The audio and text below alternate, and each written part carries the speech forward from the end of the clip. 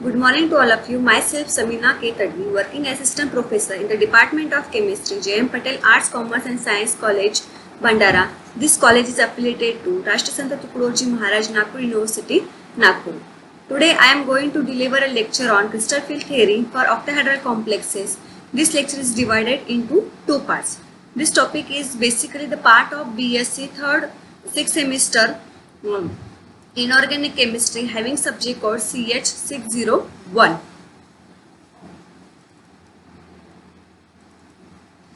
The contents are mainly included introduction, shapes of the orbitals, assumption of CFT, crystal field splitting in octahedral complexes, crystal field stabilization energy, high spin and low spin complexes, spectrochemical series, and finally CFSE for octahedral complexes. The introduction, the CFT model that largely replaced by the valence bond theory for interpreting the coordination chemistry. CFT was first introduced by Hans Bethe in 1929 and later elaborated by J.H. Van Vleck and Penny in 1935. This theory is based on the bonding between the central metal ion and its ligands arises from purely electrostatic interaction. The d orbitals plays a key role in the transition metal coordination chemistry. So we have to study how the d orbitals interact with the approaching ligands in the crystal field theory.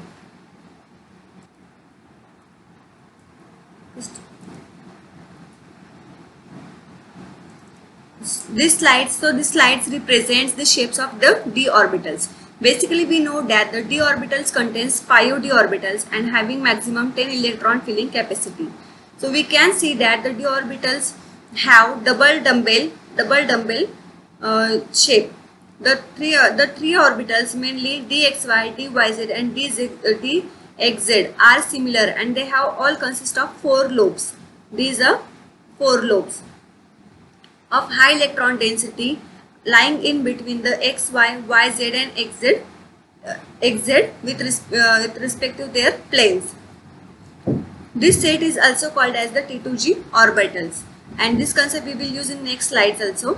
And these 3 orbitals is oriented in between the axis, and here the angle between this is a 45 degree. In the case of dx square minus y square orbital, they also possess the 4 lobes with high electron density along the x and y axis. If we compare compare the dxy orbital with this dx square minus y square orbital, here the difference we see that the dx square minus y square orbital rotated through 45 degree around the axis. So it is near about the 0 degree. In the last orbital, dz square orbital consists of 2 lobes along the z-axis with a ring of high electron density in the x and y plane. These two sets, the x square minus y square and dz square, is also called as the EG orbitals, and these are oriented along the axis. And this T2G and EG orbitals will be used in the next slide. In the basic assumption of CFT, all types of ligands are regarded as a point charges.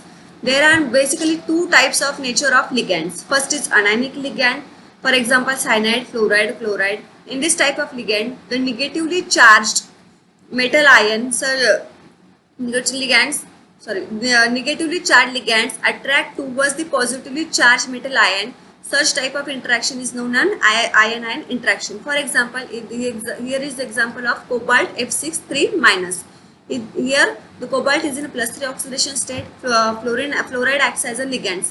This fluoride ion attracted towards this cobalt 3+ metal ion, and this type of interaction called as ion-ion interaction. In the second type of neutral ligand, here there is examples of ammonia and water. Ammonia and water also acts as a dipolar in nature. In ammonia, there is the presence of lone pair of electron and all the hydrogen possess the positive charge. In this example of cobalt NH3 3+ complex, in this in this ammonia the nitrogen's lone pair interacted with this cobalt 3 plus metal ion, and this type of interaction is called as the ion dipole interaction. So we can say that the interaction between the metal and ligand is considered to be 100% ionic.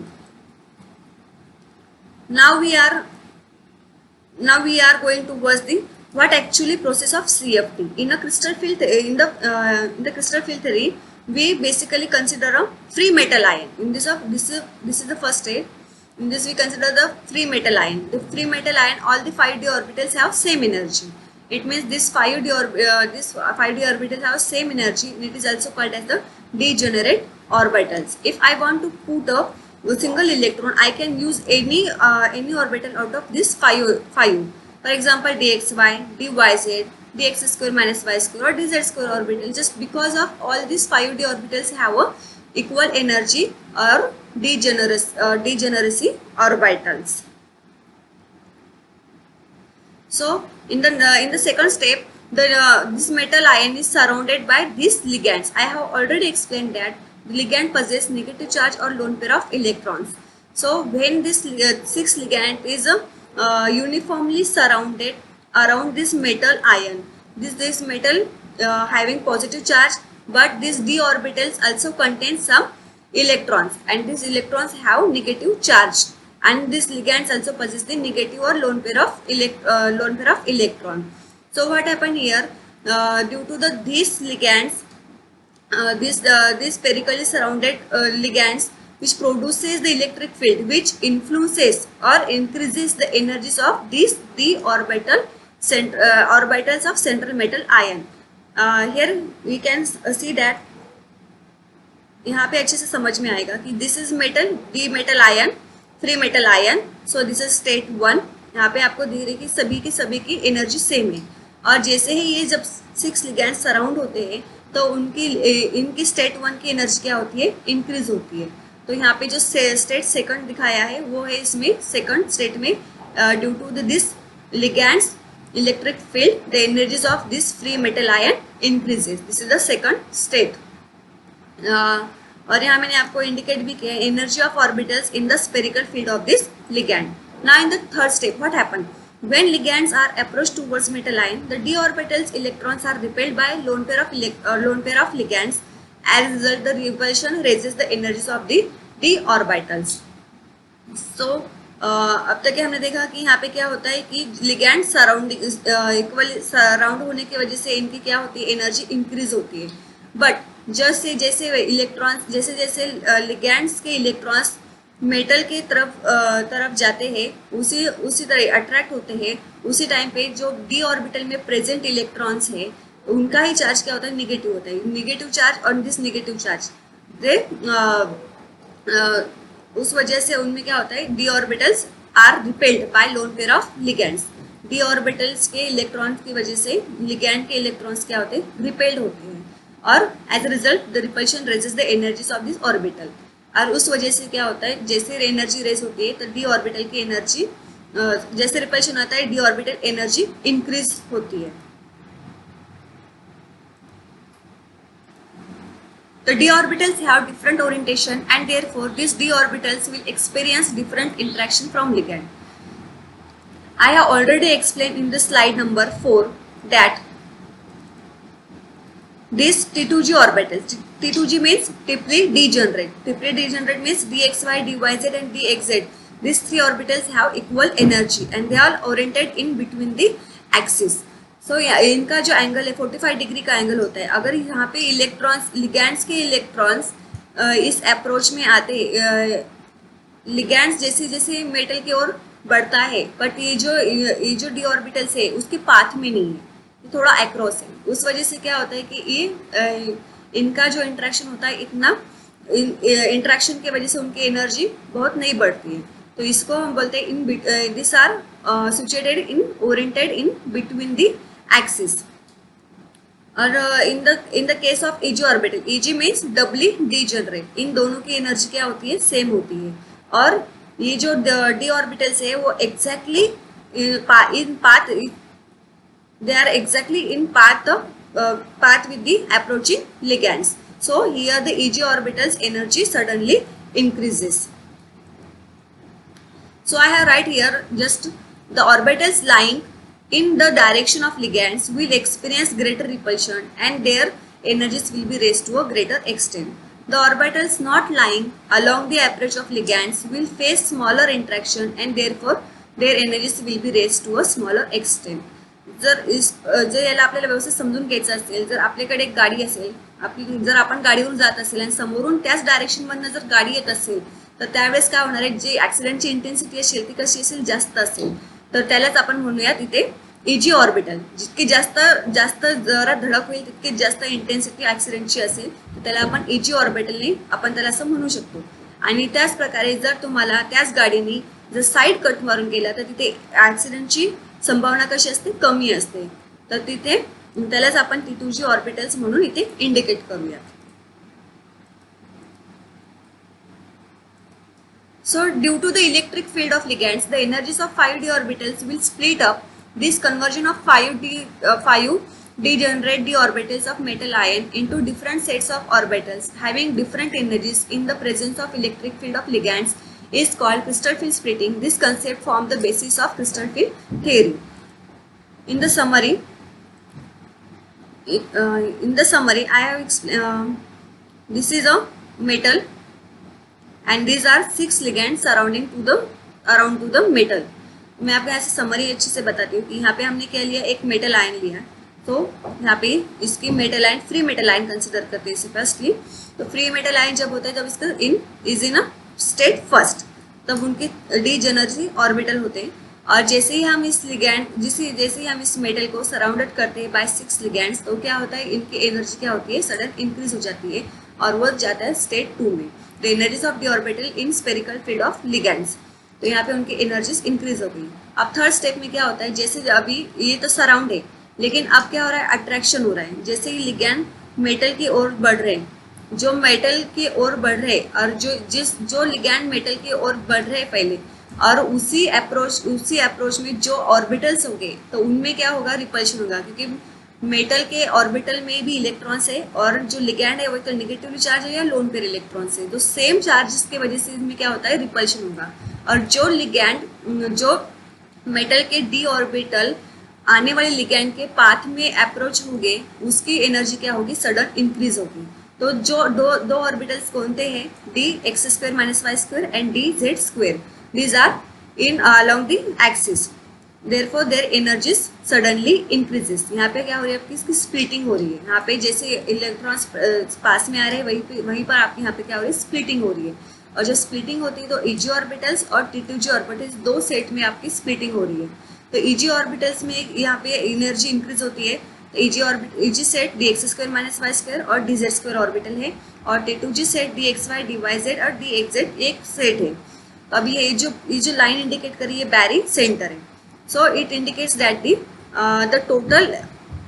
the total average energy is never changed. It is always 10 dq or 10 del O. Del indicates the splitting energy and O indicates for the octahedral complexes. So यहाँ पे आप देख रहे हैं कि आपको यहाँ पे मैंने बताया कि यहाँ पे क्या हो रहा है, स्प्लिटिंग हो रही है. बट ये जो स्प्लिटिंग है विथ रिस्पेक्टिव वन अनदर, एक की एनर्जी कम हो रही है तो एक की एनर्जी क्या हो रही है, इंक्रीज हो रही है.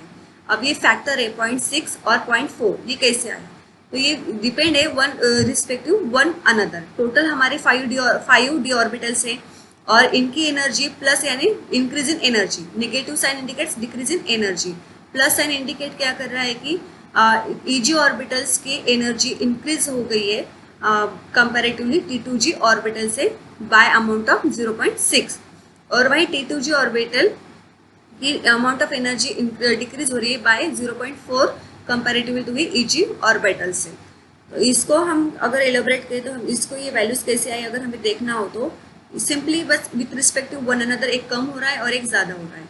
बस अगर 0.4 के लिए अगर हमें कम कैसे हो रहा है देखना है तो ये क्या है, आपके Eg ऑर्बिटल्स कितने हैं, 2 divided by 5. It is 2 divided by 5 is equals to 0.4. And for Eg orbital 0.6 कैसे आया, तो आपको सिंपली डिवाइड करना है 3 divided by 5. Overall orbital 5 is equals to 0.6. तो हमें जो भी है यहाँ पर ऑर्बिटल्स में और जैसे हम इलेक्ट्रॉन फील करेंगे, अब इसकी जो है ये दोनों भी ऑर्बिटल्स जो है सेम है, सेम एनर्जी है. Likewise, if we put two electrons in one in this orbital and another in this orbital, so there are total electrons, total energy 0 1 plus 1.2. और यहाँ पे अगर हमने 3 इलेक्ट्रॉन फील किए तो भी इनकी एनर्जी कितनी हो रही है, प्लस -1.2 डेल ओ. तो ये जो एनर्जी है ओवरऑल 10 DQ ये कभी भी चेंज नहीं होती. और this is the crystal field splitting diagram of octahedral complex. और इसी को हम स्टेट 3 भी बोल सकते हैं, state 1, state 2 and state 3. So in the crystal field splitting measured in terms of energy difference between T2g and Ag orbitals del O. The del O is equals to 10 DQ. The energy of T2g orbital is minus 0.4 del O or 4 DQ. The energy of Ag orbital is plus 6 DQ or plus 0.6 del O. From CFT, we can explain the magnetic properties spectra and preference for particular geometry in terms of splitting of the orbitals in different crystal field, and also the number of ligands, that is the coordination number, and their arrangement geometry around the central metal ion will have different effect on relative energies of these 5d orbitals. So next points we will continue in the next video.